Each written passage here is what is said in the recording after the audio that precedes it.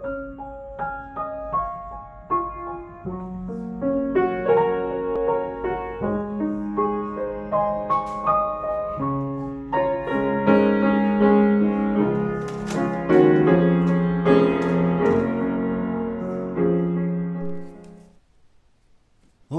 chegamos à 23ª aula do estudo panorâmico do Novo Testamento, nada cansativo e bem explicadinho. Vamos estudar a carta aos Hebreus. A carta aos Hebreus tem como autor desconhecido. Não se sabe ao certo. Muitos creem que tenha sido o apóstolo Paulo, mas não há comprovação. E essa carta foi dirigida exclusivamente para os primeiros judeus convertidos ao cristianismo. A data provável era o ano 68. As palavras-chave é superior e melhor. É interessante que essa carta ela traça um comparativo e justamente entre a pessoa de Cristo, a sua obra e a nova aliança que ele introduziu. Comparando com o quê? Com o antigo pacto, a antiga aliança, a lei mosaica, as tradições dos judeus, algo que apenas era uma sombra, não a realidade que viria, porque a realidade é Cristo. Portanto, o tema é a plena supremacia e suficiência de Jesus Cristo como mediador da nova aliança. Hebreus, o capítulo 1, os versículos 1 e 2 diz: havendo Deus outrora falado muitas vezes e de muitas maneiras aos pais pelos profetas, nestes últimos dias nos falou pelo Filho. E o capítulo 8, versículo 6, esse versículo introduz a palavra superior. Não é? Superiores promessas, superior aliança, veja lá o texto. Agora, com efeito, obteve Jesus ministério tanto mais excelente, quanto é ele também mediador de superior aliança, instituída com base em superiores promessas. A carta aos Hebreus faz parte das chamadas epístolas gerais, juntamente com Tiago, 1ª e 2ª Pedro, 1ª, 2ª e 3ª João e a carta de Judas. Então, os judeus cristãos, os primeiros convertidos em Jerusalém, eles começaram a sofrer muita perseguição dos compatriotas que não tiveram uma experiência com Cristo. Então eles começaram nessa pressão, nessa perseguição, a ficarem desanimados. Né? A transição, é importante que se diga aqui, que estava havendo uma transição entre a antiga e a nova aliança, sendo esta nova aliança muito superior. Uma transição do passageiro para o eterno. Antigamente Deus falava pelos profetas, agora ele nos fala através do Filho de Deus. E essa transição não é fácil, porque vejam vocês quantos anos de uma arraigada tradição dos judeus na antiga aliança, e se desvencilhar disso não é nada fácil.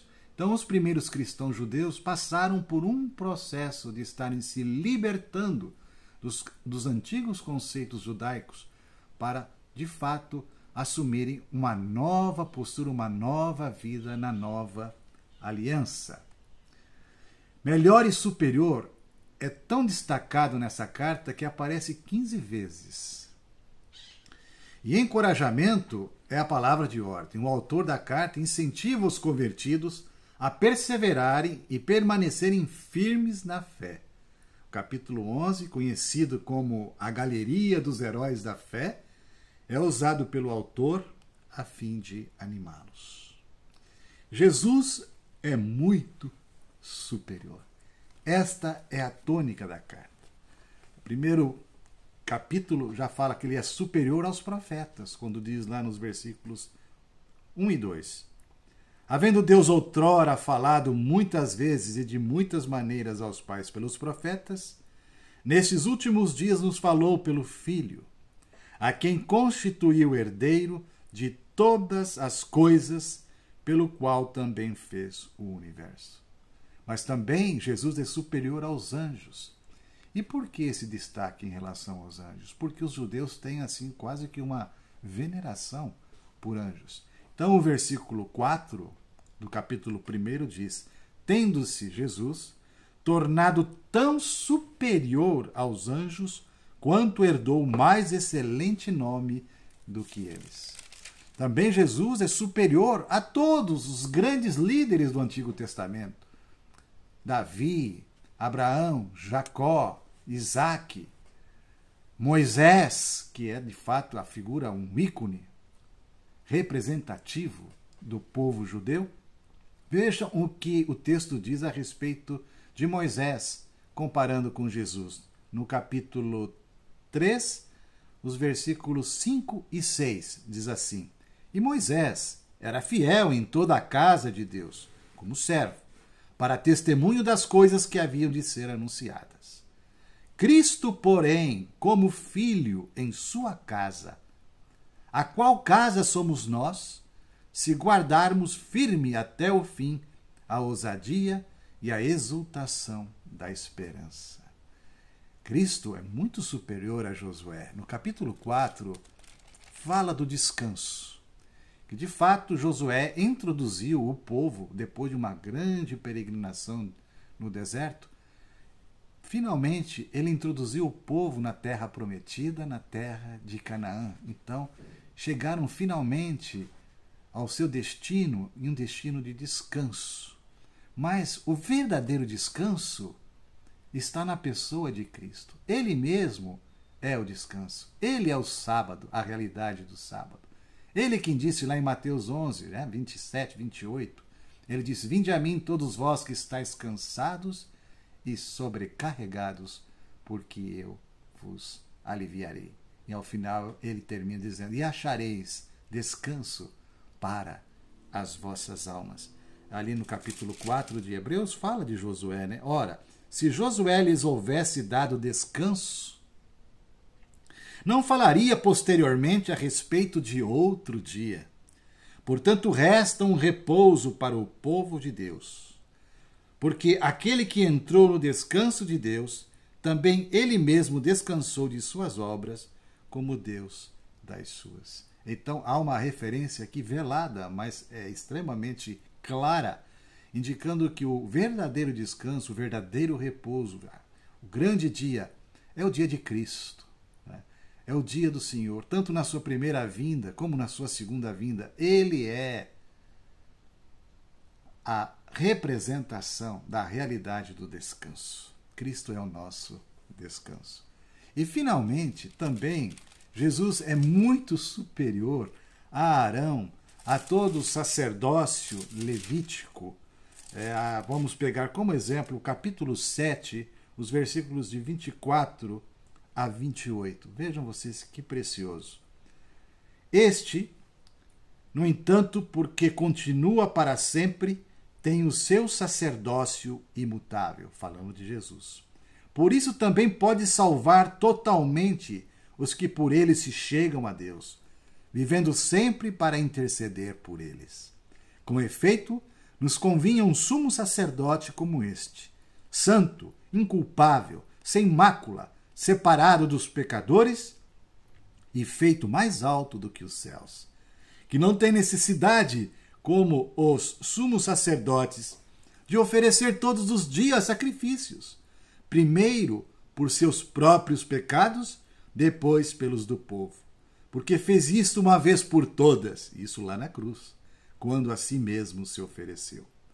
Porque a lei constitui sumos sacerdotes a homens sujeitos à fraqueza, mas a palavra do juramento, que foi posterior à lei, constitui o Filho de Deus, perfeito para sempre. Para nós estudarmos melhor este livro, há uma proposta das divisões da seguinte forma, em 4 partes. A primeira parte, o capítulo 1, versículos de 1 a 4, a superioridade de Cristo como sendo a nova revelação de Deus. A segunda parte, os capítulos 1, versículo 5, até o capítulo 7, versículo 28, a superioridade de Cristo em relação aos anjos, a Moisés, a Josué e a Arão. A terceira parte, os capítulos de 8 a 10, a superioridade de Cristo em relação ao ministério sacerdotal. E a quarta parte, os capítulos de 11 a 13, é uma exortação ao amor e à perseverança. E eu gostaria de terminar trazendo esta palavra final de que nesta carta aos Hebreus nós vemos quão precioso, quão magnífico, grandioso, glorioso é o nosso Senhor Jesus Cristo, vitorioso, que ascendeu aos céus após a sua ressurreição e se tornou o nosso sumo sacerdote para sempre, intercedendo por nós. E ainda mais, nos introduziu numa nova aliança maravilhosa. Nada a ver com a antiga aliança, que nada mais constava de ordenanças, cobranças, julgamentos, enfim, a nova aliança em Cristo é diferente. Eu termino com o texto do capítulo 10, os versículos de 15 a 17. E disto nos dá testemunho também o Espírito Santo. Porquanto após ter dito, esta é a aliança que farei com eles. Depois daqueles dias, diz o Senhor, porei no seu coração as minhas leis, e sobre a sua mente as inscreverei. E acrescenta, também de nenhum modo me lembrarei dos seus pecados e das suas iniquidades para sempre. Que Deus possa abençoar a sua vida, falando ao seu coração, através desta preciosa carta. Até o nosso próximo estudo. Um abraço.